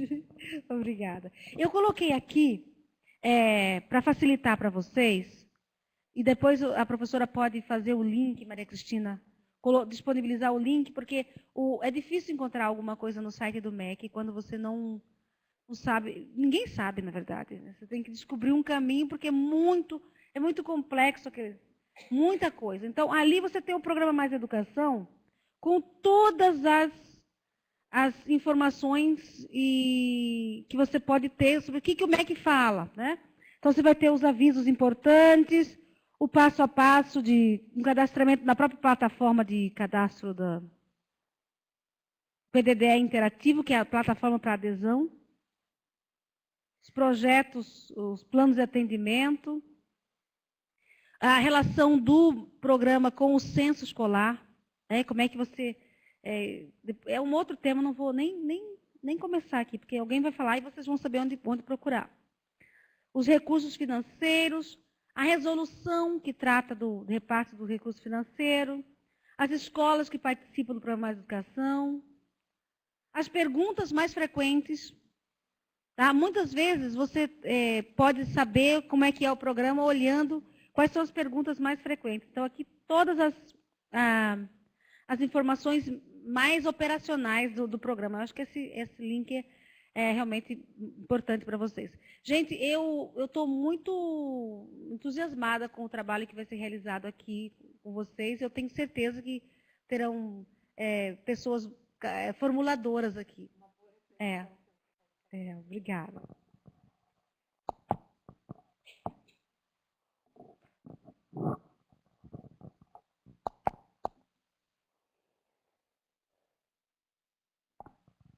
Mais alguma questão?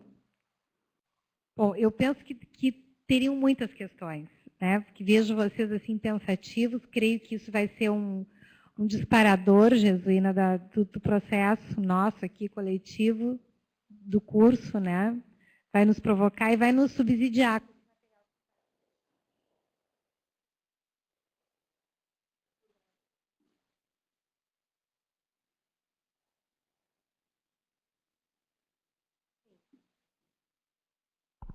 Então, nós vamos aproveitar esse material. Depois eu vou tratar de ver com a Jesuína aqui, organizar esse material para que a gente possa disponibilizar para vocês depois. Eu não sei se teríamos mais alguma coisa, se vocês teriam mais alguma questão. Se não tiverem, nós podemos encerrar por hoje. Nós temos... tá. A Karine vai dar os avisos e eu vou pegar a lembrança. 2 avisos. O primeiro, a sala, porque trabalho de manhã. As salas, uma pela manhã e pela tarde, estou no quadro. E alguém não assistiu a palestra, mas não está inscrito no